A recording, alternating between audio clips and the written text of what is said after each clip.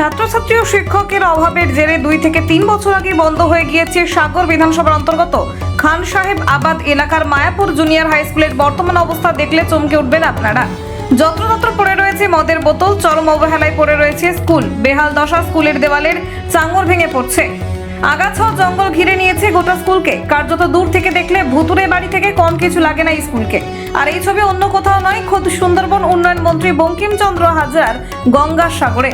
কয়েক বছর আগে স্কুলে ছাত্রছাত্রীর সংখ্যা ছিল প্রায় 200 থেকে 300 জন। ক্রমশ সেই ছাত্রছাত্রীর সংখ্যা কমতে থাকে।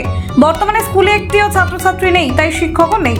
স্থানীয়দের দাবি অবিলম্বে চালু হোক এই স্কুল। বেহাল দশা হয়ে পড়ে রয়েছে স্কুলের জানলা দরজা ভেঙে গিয়েছে।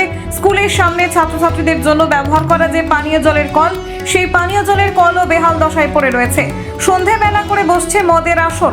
অবিলম্বে চালু হোক এই স্কুলটি।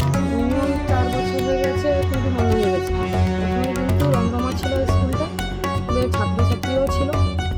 কিছু এর জন্য অসুবিধার জন্য স্কুলটা বন্ধ হয়ে গেছে, মানে মাস্টারও ছিল না, এবং এখানে কিছু মানুষের জন্যও বন্ধ হয়ে গেছে।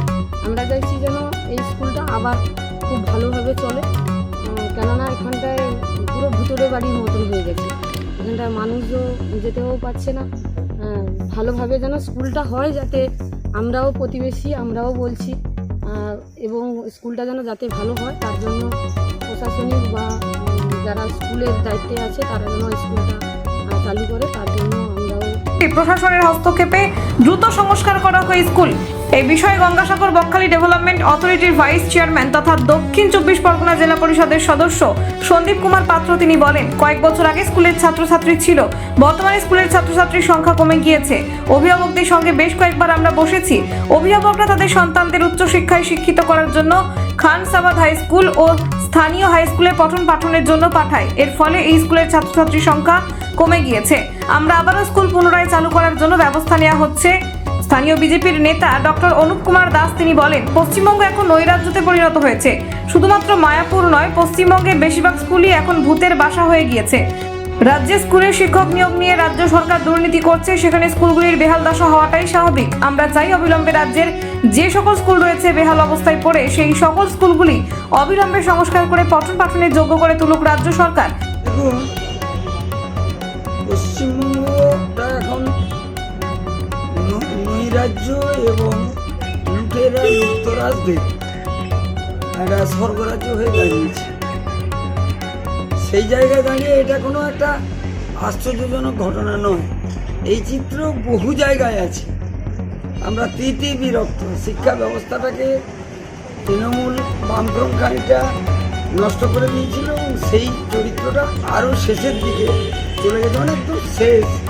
এই সরকারের আমলে তার শিক্ষামন্ত্রী এখনও জেলে, আর বোর্ড প্রেসিডেন্ট এখনও জেলে।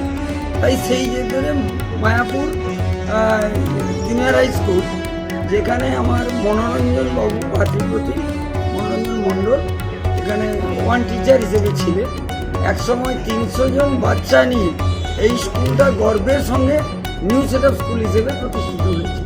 কিন্তু আজ সেখানে ভুতুরে বাসা একটাই কারণ, সেখানে পরিবেশ পরিস্থিতি অনুযায়ী কোনো টিচার দিতে পারেনি, সরকার কোনো টিচার দিতে পারেনি, কোনো প্যানেল ঠিকমতো প্রকাশ করতে পারেনি, এবং যে জায়গায় বিভিন্ন স্কুলগুলোতে আছে সেগুলো তো ঢুকছে, কেননা সুপ্রিম কোর্টের অর্ডারে এখন 25,753 জায়গায় 752 জন খারিজ হয়ে গেছে।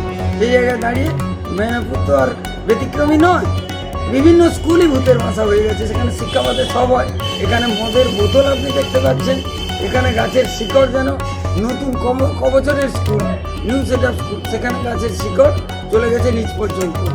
আন্ডার কোয়ালিটি সমস্ত মেটেরিয়াল দিয়ে তৈরি করা, আন্ডার কোয়ালিটি এবং কাঠমানিখোর লোকগুলোকে দিয়ে, যারা বরাত পেয়েছে তাদেরকে দিয়ে কাজ করানো।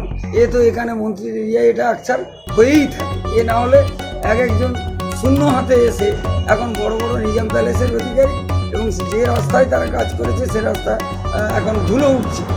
ফলে আমরা তৃণমূলের আমলে এগুলো দেখতে অভ্যস্ত, এটা আর নতুন কিছু নয়। তাই এই সরকার যত তাড়াতাড়ি 26শে না বিদায় দিয়ে ভারতবর্ষের প্রয়োজনে, স্বাধীন ভারতের প্রয়োজনে এই সরকারকে চলে যাওয়া উচিত।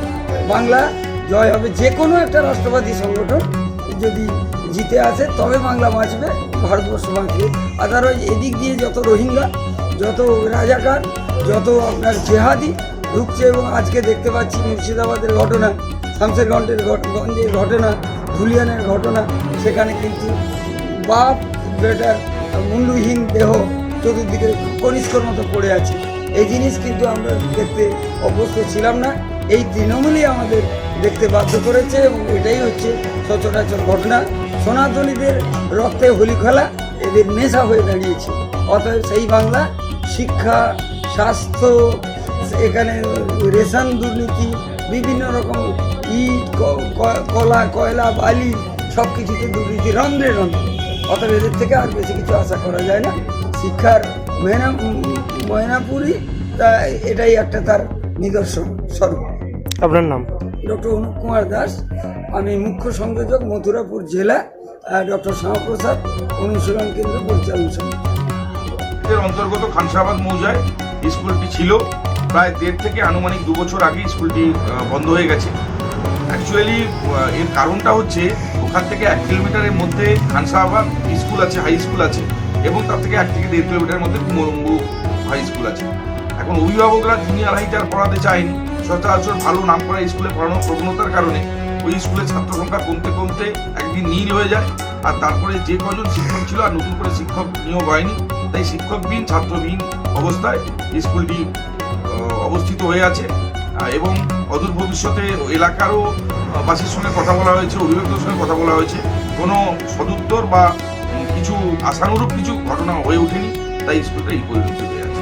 এখন কি খোলার কোনো চিন্তা ভাবনা না এরকমই? না, আমরা বিগত দিনেও মেম্বারকে নিয়ে, ওখানকার লোককে নিয়ে স্কুলটা যাতে ছাত্র ভর্তি হয় তার জন্য সচেষ্ট হয়েছিলাম।